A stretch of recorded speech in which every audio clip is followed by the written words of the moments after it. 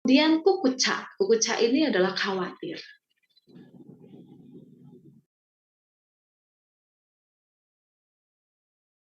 Yang muncul ketika kita mendengar seseorang menghina kita atau kita mendengar hal yang negatif, kemudian muncul marah. Kenapa? Karena dalam batin kita, ya dalam kesadaran kita saat itu ada penolakan si dosa cetasika. Ada iri, isa. Ada kekhawatiran karena tidak mau nama menjadi jelek misalnya, atau tidak mau diomong jelek. Ya, ini si kukuca. Juga ada macarya. Ya, kalau dia tidak mau berbagi, ada macarya. Kalau saat itu tidak berhubungan dengan macarya, bisa nggak? Bisa. Berarti hanya dosa, isa, dan kukuca saja. Atau saat itu dia tidak iri dengan orang lain, tapi dia hanya tidak suka karena diomong negatif oleh orang lain. Berarti ada si dosa sama si kukuca. Begitu. Jadi dosa, isa, macarya, kukuca ini juga tidak selalu berempat ya Rama ya. Mereka bisa hanya berdua, bertiga, seperti itu. Nah, kalau seseorang ketika mendengar hal negatif, dia tidak merasa iri dengan orang lain, dia juga bukannya tidak mau berbagi dengan orang lain, berarti dia hanya ada dosa cetasika, juga ada khawatir, ya, kukuca cetasika. Ini adalah cetasika yang utama. Kemudian, ketika muncul dosa cetasika, dia tidak akan terlepas dari moca tuka cetasika. Moca tuka cetasika ini selalu muncul ketika ada kesadaran negatif. Nah, karena tadi kita sebutlah dosa cita itu kesadaran negatif, maka pasti ada moca tuka ini. Kalau berbicara moca tuka, sama. Dari satu ini 4, ya, bentuk batin atau bentuk pikiran ini 4, pemimpinnya adalah si moha. Jadi nomor 1 adalah si moha itu sendiri, atau ketidaktahuan, atau delusi. Kemudian ahirika. Ahirika adalah tidak malu ketika berbuat hal yang negatif. Anotapa berarti tidak takut akibat dari perbuatannya yang negatif. Ya, moha, ahirika, anotapa, dan udaca yang keempat. Ya, udaca adalah kegelisahan. Jadi pada saat dia berbuat negatif tersebut, batinnya penuh dengan kegelisahan. Jadi kita bisa cek diri kita, kalau kita lagi marah, apakah batin kita tenang? Pasti batin bergejolak, gelisah. Nah, itulah karakter. Jadi kalau kita bilang kesadaran marah itu memiliki cetasika yang negatif. Ya, yang utama tadi karena pemimpinnya adalah dosa cetasika, mungkin hanya dengan satu temannya tadi kukuca, ya, yang pasti dia memiliki teman-teman lainnya seperti moha karena ketidaktahuan membedakan benar dan salah. Dia tidak malu pada saat dia marah. Dia tidak takut akibat ketika dia marah. Jadi orang marah itu kita sebut nggak sadar. Kenapa? Karena ketika dia marah semaunya, gitu Rama ya. Nggak ada rasa takut waktu marah. Nggak ada juga rasa malu ketika dia harus marah-marah, kan begitu. Nanti malu dan takutnya muncul kalau sudah sadar setelah tidak marah. Biasanya kan begitu. Tapi batin dalam kondisi gelisah. Nah, contoh ya Rama, ini adalah contoh beberapa cetasika dominan yang muncul pada waktu dosa cita itu muncul. Nah, ini kaitan antara cita dan cetasika. Jadi diskusi Rama yang pertama tadi, hubungan antara cita dan cetasika, saya gambarkan secara mudahnya demikian. Ya, batin seseorang ketika mendapatkan celaan atau hinaan, tidak senang, itu muncul kemarahan, namanya dosa cita. Untuk cetasika yang bersekutu, yang muncul kenapa bisa terjadi marah, ya tentunya karena tadi ada dosa cetasikanya, kemudian ada kukuca cetasikanya. Ini contoh saja Rama ya.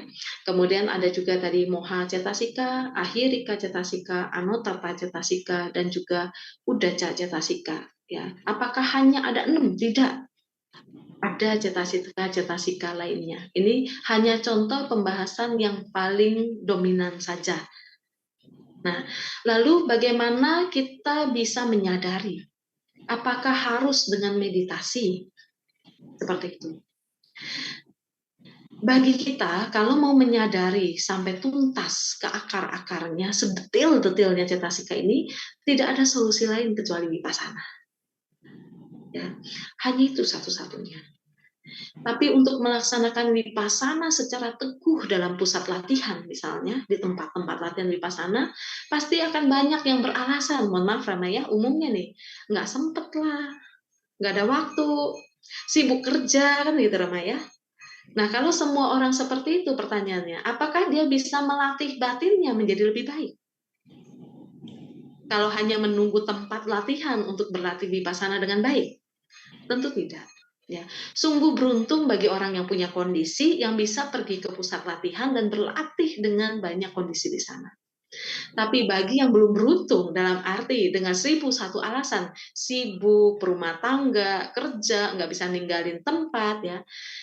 Ada satu lagi masukan Rama. Jangan merasa kecewa, tapi jangan juga menjadikan alasan bahwa karena kesibukan kita tidak mampu berlatih. Itu hanya alasan. Jadi dalam kesibukan apapun kita bisa berlatih. Walaupun tidak bisa berlatih di pusat latihan meditasi vipassana, ya, tapi bisa berlatih di rumah. Bisa berlatih di tempat kerja. Bagaimana cara berlatih? Ya tadi, perhatian apa adanya, yoniso manasikaranya. Bagaimana memperhatikan apa adanya? Pada saat timbul marah itu yuk sadari. Marah ini loh namanya marah. Apa yang terjadi sama batin kita waktu kita marah? Batin gelisah, nggak enak, nggak nyaman. Ini loh yang namanya marah. Kita tandain tuh, inilah marah, marah, marah. Lalu apa yang dimunculkan? Sadari. Apakah marah itu bermanfaat? Apakah marah itu membuat batin tenang? Apakah marah itu memberikan dampak karma baik? Nah, setelah kita merenungkan, tanya ke dalam diri sendiri. Jika itu tak bermanfaat, maka kita melakukan apa? Mau dilanjutkan atau mau dihentikan? Orang yang tidak bijaksana mungkin akan melanjutkan marah, kan begitu? Saat dia sadar awalnya marah, kalau dia nggak bijaksana, marahnya berlanjut, Rama. Bisa ya orang marahnya sampai 5 menit, bahkan 1 hari, begitu ya. Tapi kalau dia bijaksana, saat awal dia menyadari ini loh marah itu nggak enak bikin batinnya gelisah. Hati-hati loh, marah itu bisa dapat menimbulkan karma buruk. Sehingga dia timbul kebijaksanaan dalam hati, kalau gitu saya nggak mau marah. Maka saat itu akan timbul kesadaran menghentikan marah. Bagaimana dia harus menghentikan marah? Nah, tentunya mengganti, ya, men-change mind-nya. Mengganti kesadarannya, mencari objek yang lebih positif. Bila saat itu ia belum mampu mengatasi kemarahannya secara total, maka ia bisa mencari objek baru yang dapat meredahkan kemarahannya.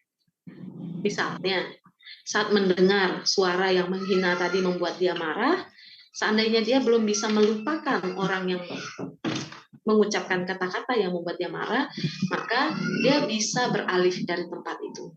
Ya, pergi dari sana. Oke, kemudian carilah objek yang lebih positif. Change mind-nya menjadi lebih positif. Nah, bagaimana supaya diri kita kuat dalam keseharian memiliki perhatian yang apa adanya? Kunci cuma satu, sadar dan waspada. Ya. Bagaimana untuk sadar? Perhatikan setiap gejolak batin yang muncul. Hanya itu, tidak ada yang lain. Pada saat tidur, sadari sedang tidur. Amati bagaimana batin kita sebelum tidur. Amati batin kita setelah bangun tidur. Pada saat makan, amati bagaimana batin kita saat makan, sebelum makan, saat makan, setelah makan. Ya. Ini tidak menjadi alasan Rama ya bahwa mengamati begini harus di pusat vipassana, tidak. Tapi amatilah di rumah sehari-hari. Kalau setiap hari kita mulai belajar seperti itu, ini akan menjadi kebiasaan. Kebiasaan mengamati. Nah, kebiasaan mengamati ini akan kuat seiring proses waktu. Semakin sering berlatih, semakin kuat perhatiannya. Maka kebijaksanaannya pun akan bertambah. Seseorang akan memiliki perhatian yang apa adanya dengan lebih kuat. Satu saat ketika ia punya kondisi yang cocok untuk berlatih di pusat vipassana, maka latihannya akan lebih cepat berkembang. Ya.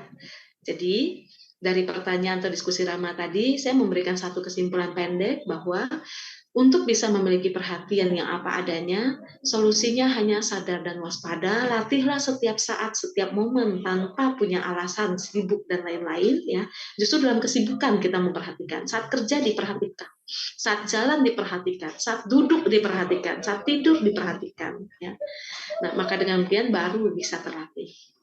Kalau misalnya tidak mau memperhatikan, begitu saja ya semua kegiatan berjalan begitu saja tanpa diperhatikan, ya kita tidak akan pernah tahu bagaimana keadaan kita. Kita juga tidak akan pernah sadar.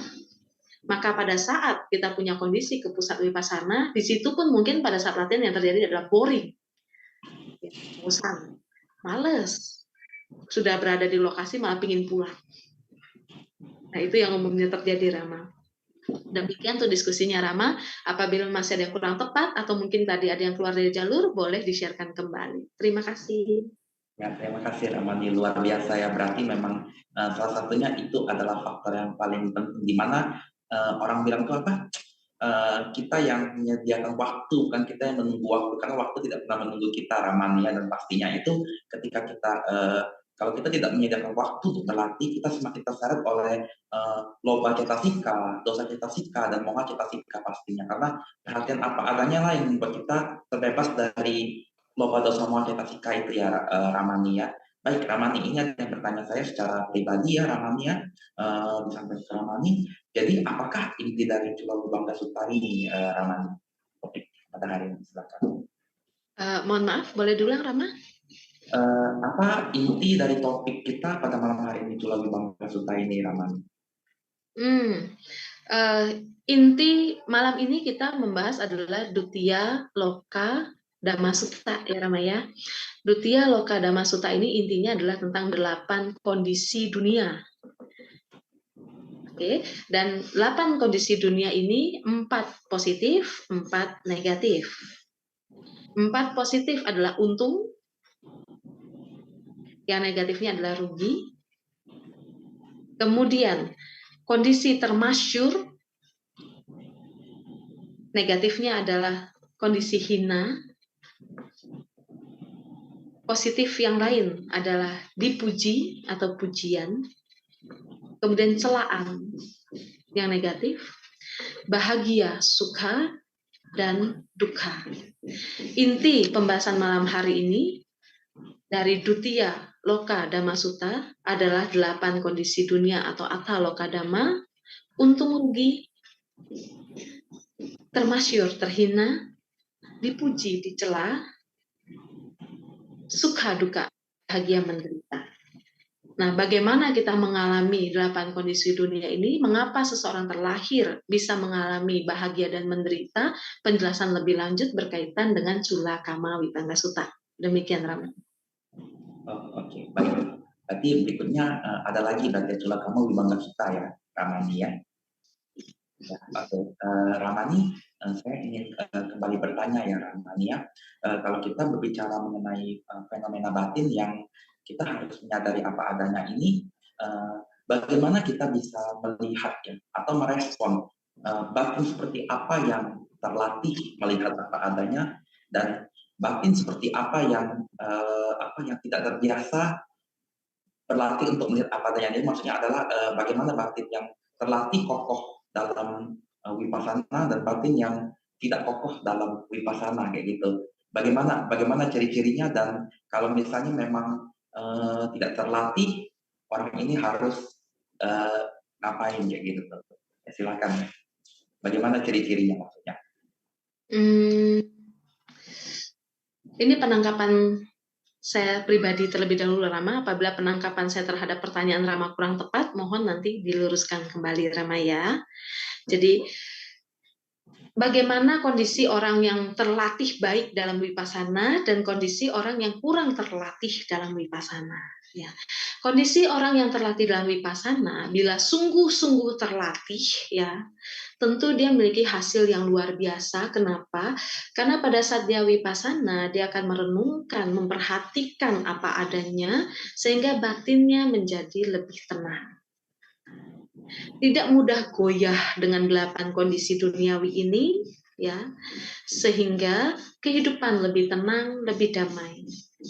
Pada saat dicela, ia tidak mudah marah. Apabila ia seorang perumah tangga atau umat awam mengalami kerugian, ia tidak akan depresi.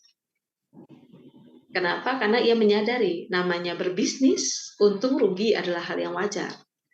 Dan karena ia terlatih dalam wipasana, ia justru bisa mengembangkan kondisi batinnya, bagaimana ia harus mencari solusi apabila ia sedang mengalami kerugian, maka ia bisa mengatasi kerugian tersebut sehingga tidak memberikan dampak negatif bagi dirinya dan orang di sekitarnya.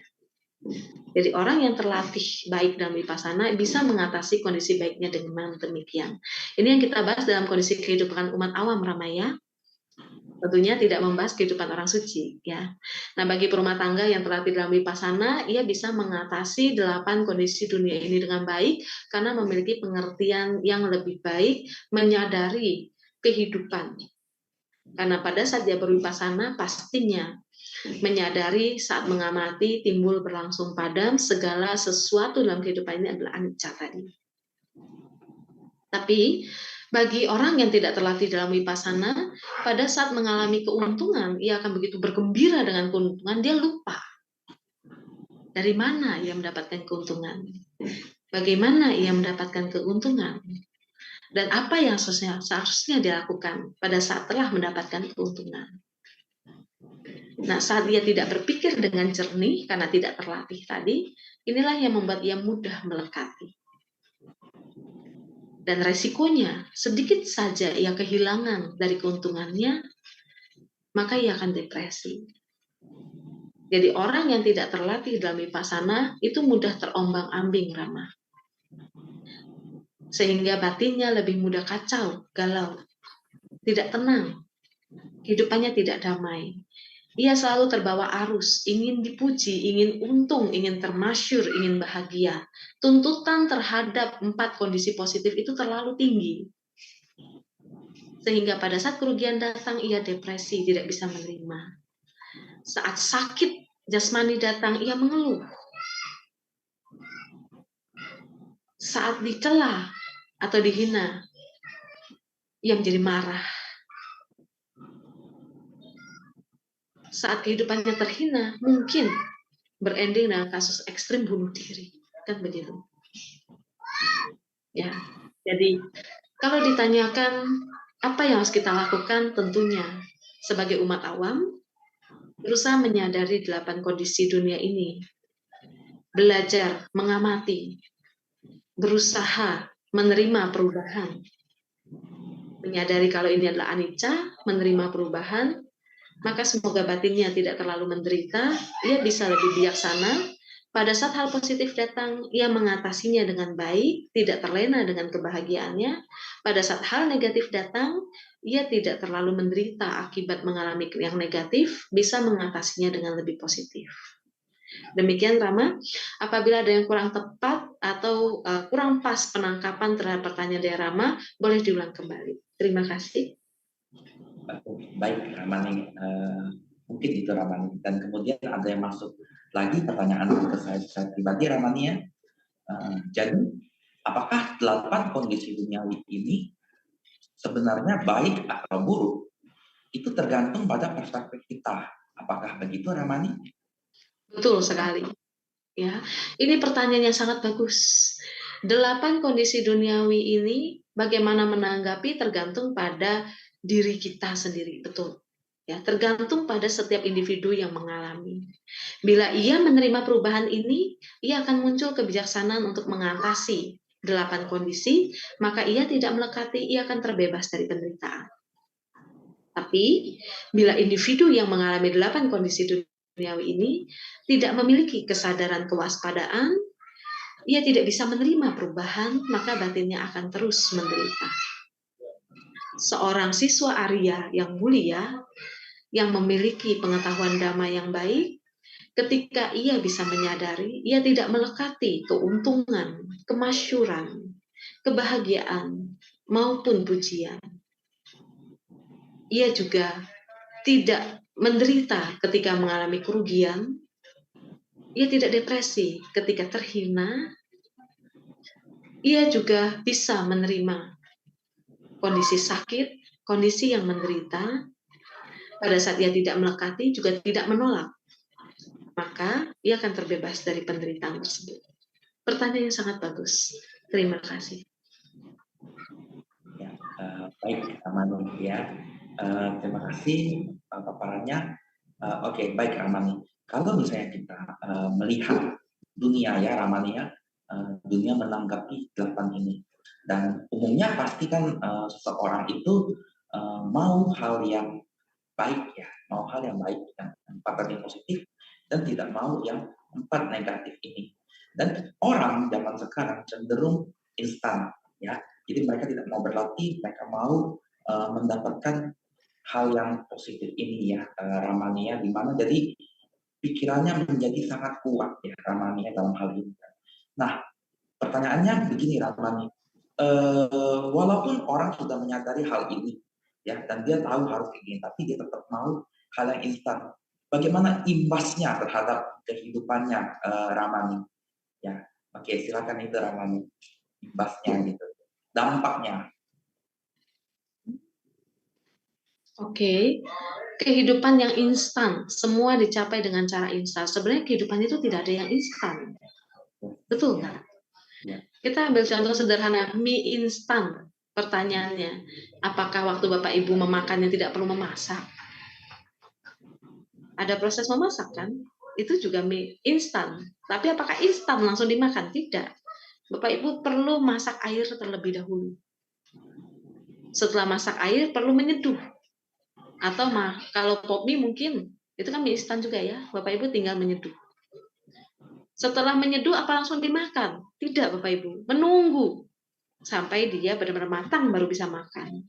Jadi yang namanya instan itu sebenarnya tidak ada ya Bapak Ibu. Ya kan? Kemudian contoh lain. Oke, kalau mie tadi butuh proses. Misalnya santan instan. Tahu ya santan instan ya? Berbagai merek santan yang instan. Kalau santan yang tidak instan kan Bapak Ibu harus pergi ke pasar dulu. Beli kelapa, tunggu parut dulu. Kelapa parutnya kemudian dibawa pulang, dicuci dulu, diperas dulu, baru dapat santan. Kan zaman now ada tuh santan instan. Bisa dong? Oke, pertanyaannya. Betul, ada yang sudah diinstankan dalam bentuk set gitu ya. Dalam bentuk dia sudah packing, dalamnya isi santan instan. Pertanyaannya, kalau seseorang terlalu sering menggunakan hal yang instan karena menginginkan keinstanan, misalnya, pertanyaannya, santan instan contoh yang kita pakai tadi, dia bisa menjadi instan karena pakai pengawet. Betul ya?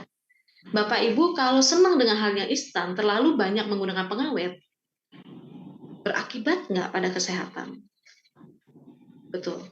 Artinya, menguntungkan atau merugikan? Nah, demikian pula dengan kehidupan ini, Bapak Ibu. Tidak ada yang instan. Mau sukses, perlu usaha. Apakah orang yang mau sukses bisa secara instan? Tidak ada, Bapak Ibu. Ya, perlu usaha. Kalau ia mendapatkan yang hal instan, melekati hal yang instan, kemudian terus melakukan yang instan tadi, tentu pasti ada dampak negatif pada kehidupannya. Kenapa? Karena contoh tadi, kita pakai santan instan yang benar-benar sudah instan, tinggal dipakai saja. Kalau terlalu sering dipakai, itu pun merusak kesehatan. Nah, dalam praktik Dhamma, mau mendapatkan ketenangan, tapi dengan praktik yang instan, bisa nggak? Tentu nggak bisa. Mau bisa memahami kehidupan ini apa adanya, tapi tidak mau mengamati prosesnya. Bisa tidak? Tidak ada. Ya kan? Mau hidup ini instan, anak kecil yang dilahirkan tiba-tiba langsung dewasa, apa mungkin? Juga nggak mungkin.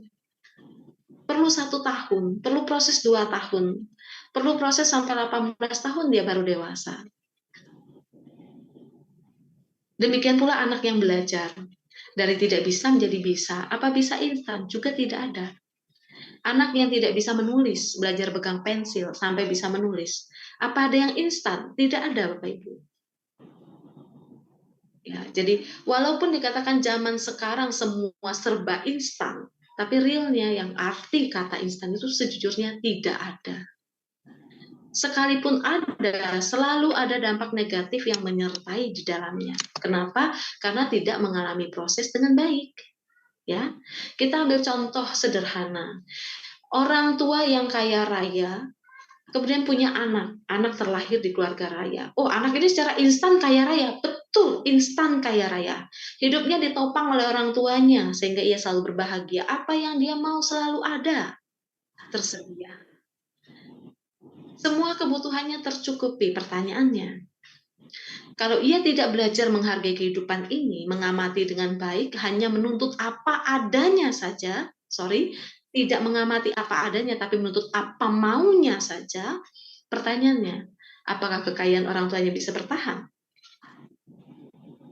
Apakah kemudian, mohon maaf, ketika orang tuanya yang kaya raya sudah tidak ada, semua harta yang dilimpahkan padanya, bila ia tidak belajar mempertahankan, karena hanya menikmati instan dan instan saja, apakah ia bisa melanjutkannya?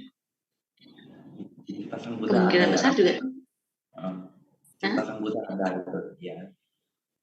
Gimana, Rama? Di cerita Sang Buddha ada cerita seperti itu, orang tuanya membiarkannya ujung-ujungnya habis gitu ya, Ramani ya. Iya, Rama. Ya, jadi dalam kehidupan ini pun kita bisa lihat ya, misalnya umat Buddha ini seringkali juga ditopang oleh para donatur, betul ya, Rama ya? Para donatur kita mungkin memiliki kekayaan yang turun-temurun dari orang tuanya.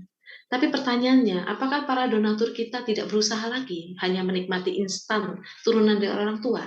Tidak. Lihatlah betapa baiknya mereka, betapa dermawanannya mereka untuk melakukan banyak kebajikan kembali. Itu juga satu upaya, Rama. Ya, upaya bahwa dalam kehidupan ini untuk memperoleh hasil baik tidak ada yang instan. Untuk bisa mengamati kehidupan ini dengan baik juga tidak ada yang instan. Perlu latihan dari langkah 1 sampai langkah 1000. Jadi nggak ada namanya ketika kita mau naik tangga, dari lantai 0 kita tiba-tiba sampai lantai 100. Nggak ada. Ya. Atau misalnya ada kan serba instan, ada lift. Oke, ada lift. Tapi ketika mau masuk lift perlu proses nggak? Pencet liftnya dulu. Belum kalau menunggu liftnya harus turun. Ya kan? Naik dalam lift langsung sampai di lantai 100 tidak juga. Perlu nunggu liftnya jalan pelan-pelan sampai ke lantai 100. Itu semua namanya proses yang harus diamati. Tidak ada yang instan di dunia ini.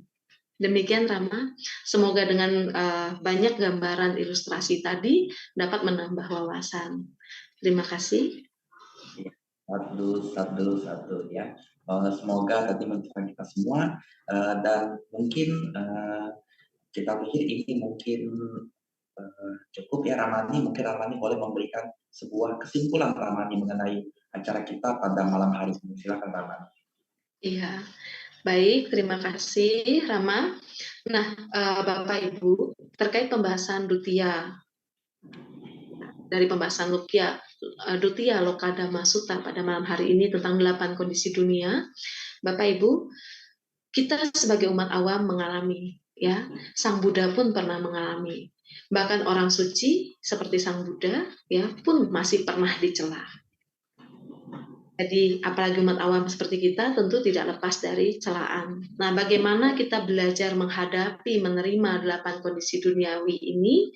Bagi Bapak Ibu, salah satu solusi utamanya adalah belajar untuk sadar dan waspada, belajar menerima, mengamati, dan menerima adanya perubahan dalam kehidupan ini, sehingga menumbuhkan kebijaksanaan. Ya, solusi lainnya lagi, Bapak Ibu yang hobi baca parita bisa merenungkan arti yang ada pada Buddha Jaya Manggalagata. Ya, di Buddha Jaya Manggalagata itu ada 8 syair kemenangan Sang Buddha, di mana seorang Buddha pun, ya, orang yang sudah suci, bahkan mengalami dihina, dicela, disakiti, ya, tapi ketika beliau memiliki batin yang begitu luar biasa mulia, beliau tidak goyah mengatasi 8 kondisi permasalahan tadi dengan baik, sehingga kehidupannya menjadi damai. Nah, kita sebagai umat awam yang mengaku sebagai siswa Buddha bisa belajar dari 8 syair tersebut. Ya, berlatih dengan kesabaran, berlatih dengan cinta kasih, berlatih dengan kejujuran, berlatih dengan kedamaian batin, berlatih dengan kebijaksanaan. Nah, semoga semua kondisi-kondisi positif dapat kita kembangkan, dan dengan menyadari adanya kondisi negatif sebagai umat awam yang masih ada, dapat kita kurangi dan dapat kita kikis. Semoga semua kondisi terbaik ada pada kita. Satu. Sekali lagi terima kasih Ramani Santi atas nama dasarnya yang dibabarkan. Semoga kasih kebajikan ini melimpah kepada teman-teman, sanak keluarga, semua makhluk, para guru, dan anak peserta Dewa, semoga hidup berbahagia dan semoga warga Ramah Santi pun berbahagia. Satu. Baik, Ramah Santi, kita meminta Ramah Santi dan Ramah Hati untuk memimpin Pakidana. Silakan operator. Baik, terima kasih untuk kesempatan yang diberikan.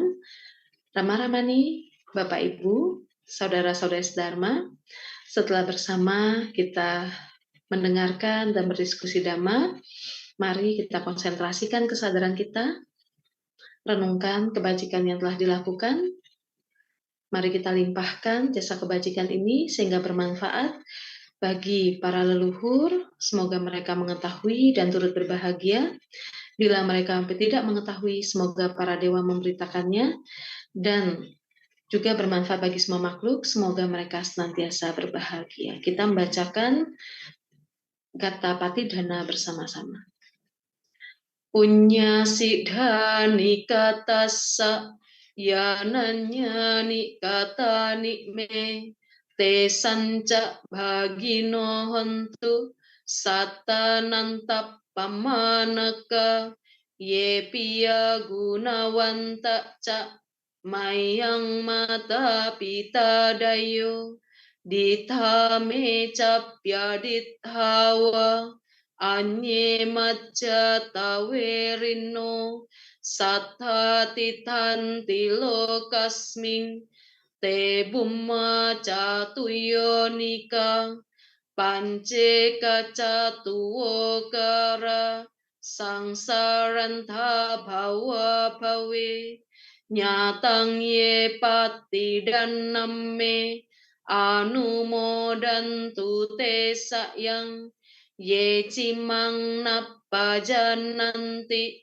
dewa te sang niwedayung maya dinyana punya nang anumodana hetuna sabbe satta sadahantu awera sukha jiwino khemappa dan capappontu Tesa sasit jatang subha.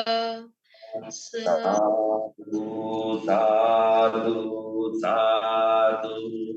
Baik, sekali lagi terima kasih Ramani atas kehadirannya di dalam Kantor Jember. Semoga materi kita pada hari ini mencerahkan kita semua dan pastinya semakin buat kita semakin melihat apa adanya, semakin berlatih meditasi dan membuat kita menjadi lebih sadar, tenang dan seimbang. Satu. Oke, baik Bapak Ibu, Romo Ramani semua, mari kita tutup dengan membacakan nama Karagata. Nama Karagata.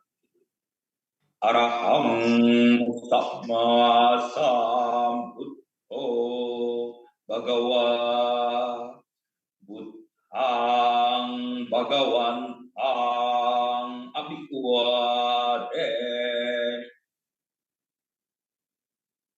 Swakato Bhagavata Dhammo Dhammang Namaskami